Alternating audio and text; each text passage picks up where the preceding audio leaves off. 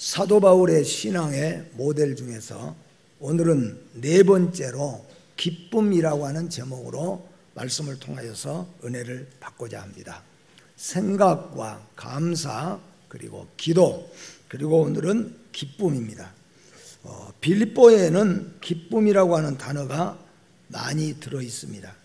사도 바울은 데살로니가의 교회에 보낸 편지 중에서 여러분이 너무 잘 아는 항상 기뻐하라, 이 말씀으로 하나님의 백성들에게 기뻐하라고 말씀합니다. 우리는 세상에 살면서 많은 기쁨을 누리면서 살아갑니다. 그러나 세상에서의 우리의 삶은 오히려 슬픔과 괴로움이 더 많다는 것을 우리는 생활하면서 잘 알 수가 있죠. 그래서 잠언 14장 13절에 보면은 웃을 때에도 마음에 슬픔이 있고 즐거움의 끝에도 근심이 있느니라고 말씀하죠. 시편 90편 10절에는 우리의 연수가 70이요 강건하면 80이라도 그 연수의 자랑은 수고와 슬픔뿐이요 신속히 가니 우리가 날아가나이다.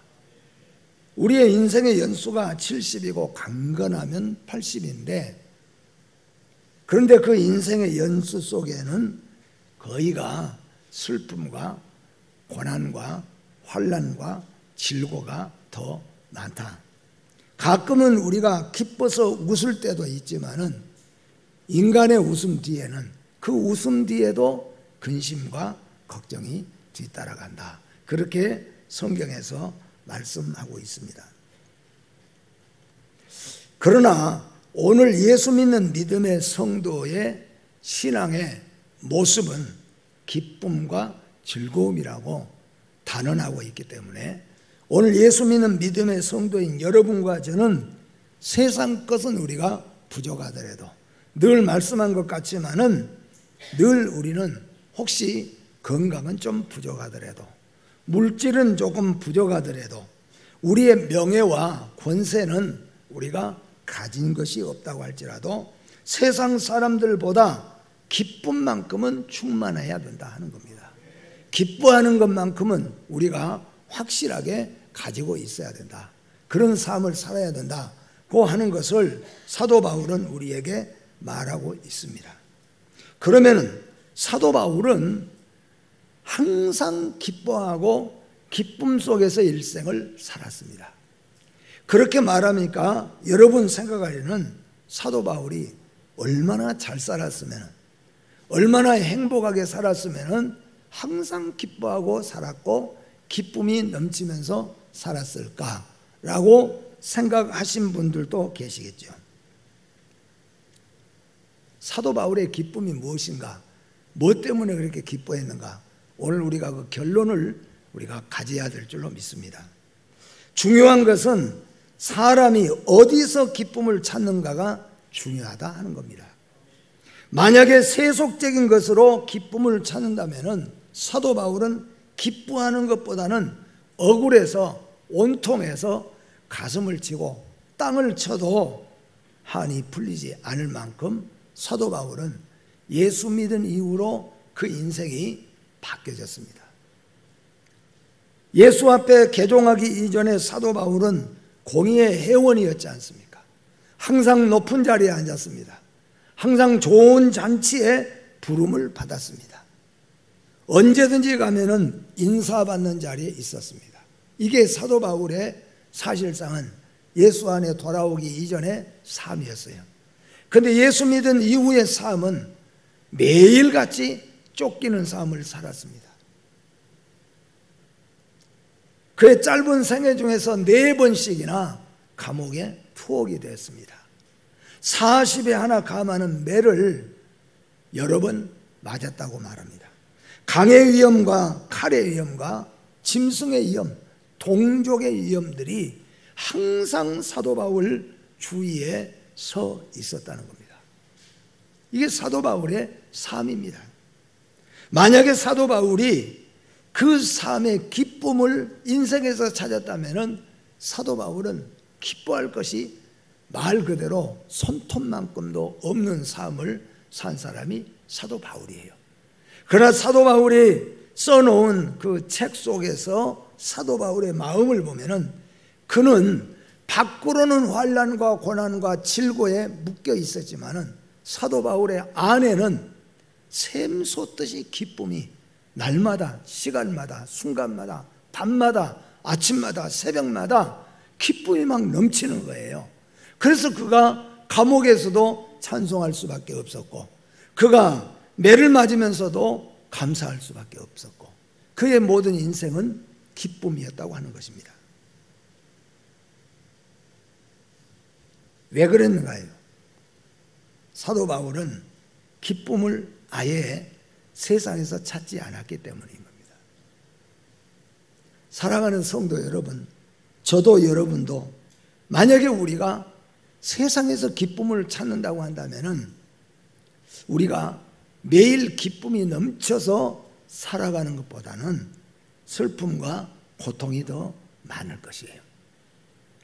기쁨이 있다고 할지라도 그 기쁨은 일시적일 뿐만 아니라 그 뒤에는 항상 수고와 근심과 걱정이 따라올 것입니다. 매일 아픈 곳을 생각하면은 짜증나죠. 어쩔 때는 솔직하게 우리가 너무 아플 때가 그러죠.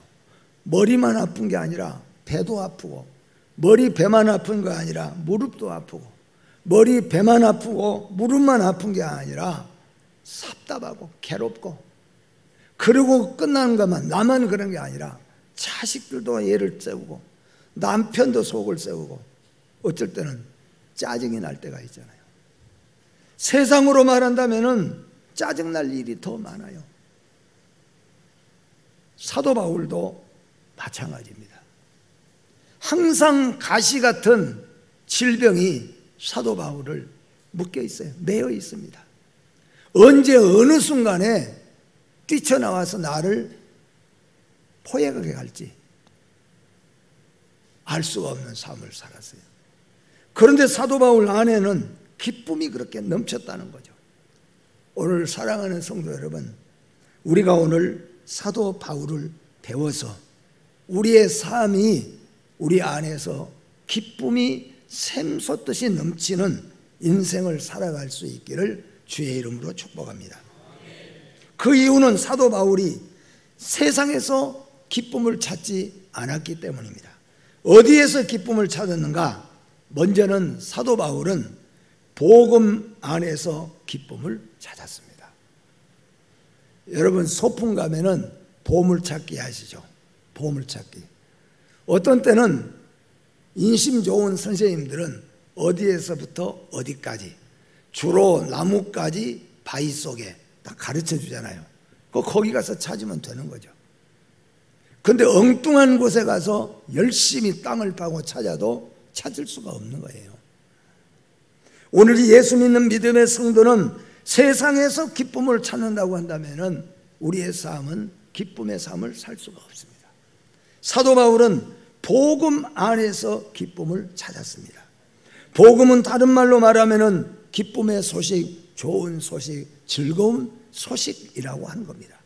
복음은 고난 같고 가시밭길 같지만은 복음의 결국은 기쁨이요 영광이기 때문에 사도 바울은 복음 안에서 기쁨을 찾으니까 여기도 기쁨, 저기도 기쁨, 이래도 기쁨, 저래도 기쁨, 기쁨밖에 없는 거예요. 사도 바울은 왜 그렇습니까? 복음에는 기쁨밖에 없기 때문에 그렇습니다. 오늘 우리는 예수를 믿고 수십 년 되어져서 교회에서는 그래도 직분자로고 살아가면서 우리는 어디서 기쁨을 찾습니까? 물질에서 찾으려고 하니까, 세상 속에서 찾으려고 하니까 찾다가 지치고 오히려 찾다가 원망, 불평, 짜증 날 때가 더 많잖아요. 저와 여러분, 오늘부터 복음에가 진짜 기쁨이 있는 줄 믿고 복음 안에서 기쁨을 찾으시기를 주의 이름으로 축복합니다. 지금 사도 바울은 기뻐할 처지가 아닙니다. 온갖 부조리와 부패 속에서 분노를 해도 부족할 처지지만 옥에 갇힌 상황에서도 기뻐함은 복음은 그곳에서도 전파되고 있기 때문인 것이죠. 바울은 인생을 이렇게 결정을 했어요. 나는 앞으로 복음 안에서 기뻐하겠다. 그래서 바울이 옥에 갇히고 바울이 고난 속에 있어도 복음과 함께 있으니까 그 복음을 들여다보니까 복음은 감옥에서도 우리에게 기쁨을 주고 가난에서도 우리에게 기쁨을 주었다는 것입니다. 어디에 있든지 어떤 상황이든지 복음 안에서만 거하면은 복음은 여러분과 저에게 놀라운 기쁨을 준다는 것을 확실하게 믿으시기를 주님의 이름으로 축복합니다. 또한 사도 바울은 어디서 이 기쁨을 찾았는가 하면은 사도 바울은 주 안에서 기쁨을 찾았습니다. 여러분 양심적으로 한번 솔직하게 생각을 해보세요. 내가 신앙생활 하면서부터 어디서 기쁨을 찾았습니까? 여러분 정말로 예수님 안에서 주님 안에서 기쁨을 얼마나 찾아보셨는가 하는 겁니다. 만약에 여러분들이 주 안에 기쁨을 찾았다면은 여러분은 주님 때문에 기뻐하고 주님 때문에 즐거워하고 주님 때문에 인생의 낙이라고 고백할 수 있을 것입니다. 어쩔 때는 우리가 솔직한 얘기로 손주들이 그렇죠. 힘들고 어렵게 할 때는 짜증날 때도 있겠지만은 그래도 그것들이 우리에게 참 기쁨을 주잖아요. 여러분 단 한 번이라도 하루를 살아가면서 주 안에서 기쁨을 찾아보십시오. 예수 안에서 기쁨을 찾아보십시오. 예수 안에는 기쁨이 충만하다고 말했습니다. 예수 안에는 고난도 기쁨이고 고생도 기쁨이고 환난도 기쁨인 줄로 믿습니다. 그래서 사도 바울은 예수 안에서 기쁨을 찾으니까 날마다 기뻐했어요. 살아도 주 안에 있고 죽어도 주 안에 있으므로 기뻐했습니다. 주님 걸어가신 길은 한없는 가시밭길일지라도 그래서 사도 바울이 그 길을 따라가다 보니까 감옥에 가고 매맞고 배고프고 환난 춥고 이런 길이 계속되었지만은 그래도 사도 바울의 마음에는 기쁨이 넘쳤어요. 왜냐하면은 내가 주 안에 있고 주님 내 안에 있기 때문이에요. 여러분 주님 안에 거하시기를 바랍니다. 주님이 여러분 안에 계신 것을 믿으시기를 바랍니다. 진정으로 내가 주 안에 있음을 확인할 때 진정으로 우리가 주 안에 기뻐함을 누리려고 할 때 주님은 우리에게 한없는 기쁨을 주시는 거예요. 우리는 이렇게 생각하잖아요. 합격해야 기뻐할 줄로. 그렇죠? 당선이 돼야 기뻐할 줄로 합니다. 건강해야 기뻐할 걸로 생각을 합니다. 그러나 여러분 가운데서는 진정으로 하나님의 은혜를 체험하신 분들은 여러분 해보셨잖아요. 떨어져서 마음이 상했지만은 그러나 또 한 번 기도하고 나니까 그 속에 새로운 기쁨이 있었어요. 질병을 앓았지만은 그래도 예수 안에서 눈물로 기도하고 나니까 하나님은 그 안에서 우리에게 기쁨을 주시는 겁니다. 우리는 예수 안에 있으므로 기뻐할 수 있기를 주의 이름으로 축복합니다. 누가복음 10장 20절에 너희 이름이 하늘의 생명책에 기록됨으로 기뻐하라 그랬습니다. 여러분이 주 안에 있고 복음 안에 있고 여러분의 이름이 하늘의 생명책에 기록된 것으로 인하여 기뻐하라. 잃었던 생명 찾음으로 기뻐하시기를 주의 이름으로 축복합니다. 천국이 너희 것임을 기뻐하시기를 주의 이름으로 축복합니다. 또한 빌립보 교회가 바울을 생각하는 것에 싹이 났기 때문에 바울은 기뻐했다고 말합니다. 항상 새로운 신앙에 싹이 나는 성도, 그런 가정이 축복의 사람이며 축복의 가정입니다. 여러분 진짜 축복의 가정, 축복의 성도는 뭐냐 하면은 날마다 내 안에서 새로운 싹이 나는 겁니다. 기쁨의 싹이 나고 소망의 싹이 나고 즐거움의 싹이 나고 믿음의 싹이 나야 된다는 겁니다. 이런 가정이 실제적으로 이런 성도가 살아있는 성도인 걸 믿으시기를 바랍니다. 교회는 날마다 새롭게 다짐하고 시작하는 새싹 같은 성도들이 있어야 합니다. 오늘 이 시간에도 이 예배를 통하여서 새롭게 마음에 다짐하는 성도, 앞으로 나는 새롭게 이렇게 살겠다고 각오하는 이런 새싹 같은 마음이, 믿음이 오늘 이 시간에 여러분 안에 일어나면은 이런 성도가, 이런 교회가 바로 미래이고 소망인 줄 믿습니다. 교회는 항상 이런 성도가 교회의 미래이고 소망이며 재산입니다. 오래 믿은 성도, 장로 권사가 재산이 아니에요, 여러분. 누가 교회의 재산입니까? 날마다 새로운 은혜를 맛보는 성도죠. 날마다 새로운 각오를 하는 겁니다. 날마다 새로운 싹이 내 마음속에서 일어납니다. 앞으로는 이렇게 살아야 되겠다. 이제부터는 이런 마음으로 살아야 되겠다. 이제부터는 기도하며 살아야 되겠다. 이제부터 전도하면서 살아야 되겠다. 이제부터는 말씀대로 살아야 되겠다. 이제부터는 나도 예수 안에서, 복음 안에서 기뻐하는 성도가 돼야 되겠다. 만약에 여러분 이 시간에 그 마음을 가지시면은 이것이 뭐냐 하면은 새로운 싹이 나는 거예요. 이게 우리 교회의 미래이고 소망이고 이게 재산이라는 겁니다. 우리 많은 장로님들, 많은 권사님들이 가득하게 이 자리에 앉아 있다고 할지라도 아무런 싹이 나지 않습니다. 그냥 오래된 얼마 전에 저녁에 강사 목사님이 오셔서 묵은 닭이 얘기했잖아요. 묵은 닭처럼 마음에 싹이 없어요. 말씀 안에서 기도하면서 찬송하면서 아무런 마음의 변화가 없고 각오가 없고 싹이 나지 않습니다.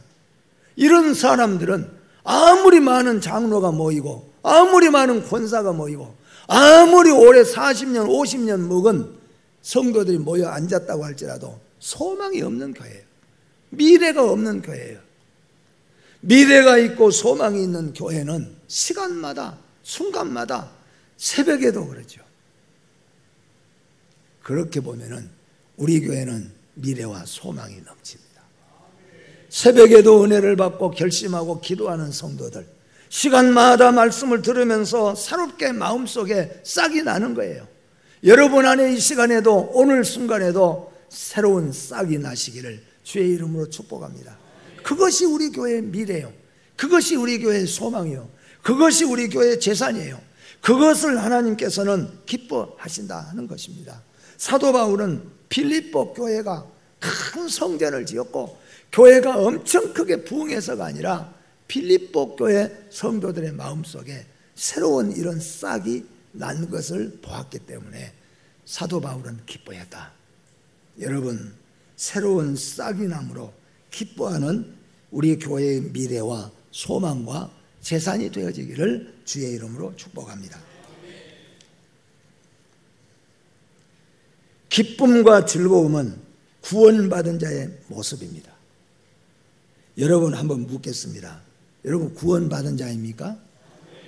구원받은 자의 모습은 어떠해야 됩니까? 여러분 합격자 발표, 오늘 여러분들이 여기 전부 다 지금 시험을 보고 합격자 발표에 왔습니다. 앞에 지금 합격자 발표 이름이 붙을 거예요. 그 이름이 붙었습니다. 그래서 딱 보니까 이름이 붙었어요. 여러분 이름이 붙었어요. 근데 여러분 이름이 없어요. 우리는 합격했냐? 떨어졌냐? 물어볼 필요도 없어요. 뭘 보면 알 수 있습니까? 그 사람 표정을 보면 알 수 있어요. 저는 우리 교회 학생들을 해년마다 수능 시험 보잖아요. 대학교 시험 보잖아요. 그리고 또 직장이라고 직장 시험 보고 다 하잖아요. 그래서 저 나름대로 저는 매일 제가 노트에다가 혹시 잊어먹을까 보니까 노트에다 적어 놓잖아요. 매일 기도해요. 특히 목사님 기도해 주십시오 하고 할 때는 기도합니다. 목사님 지직이 있습니다. 목사님 직증이 있습니다. 승진 시험이 있습니다. 알겠습니다. 적어 놓고 기도를 합니다. 그런데 물어보기가 곤란하다. 그건 뭘 보면 아냐 하면은 그 다음 그 사람의 모습을 보면 안 됐구나. 더 안 물어본 게 A예요. 그냥 물어보잖아요. 근데 목사님 합격했습니다. 목사님 이렇게 떨어졌습니다. 더 열심히 하겠습니다. 이렇게 말을 하는 사람은 몇 사람 안 돼. 그냥 제가 모습을 딱 보니까 안 됐구나. 그 사람이 막 신나서 막 그냥 해요. 됐구나. 아는 거예요. 무슨 말이냐 하면은 구원받은 자의 성도의 모습은 그 모습 속에서 알 수 있다는 거죠. 마치 도수장에 끌려가는 것처럼 이 세상이 낙도 없는 세상, 어딘가 묶여가지고 그 사람 얼굴을 보고 그 사람 모습을 보면은 수심이 가득하고 뭔가에 묶여있고 무언가 근심 걱정에 묶여있다고 하는 모습을 보면은 그 모습은 구원받은 자의 모습이 아니라는 거예요. 구원받은 자의 모습은 즐겁고 기쁨의 모습인 줄 믿으시기를 바랍니다. 믿음의 생활은 기쁘고 즐거움이어야 된다는 거예요. 앞길이 어둡고 침울한 자가 기뻐할 수가 없습니다. 그런데 사도 바울은 모든 인간적인 육신은 묶여 있었어요.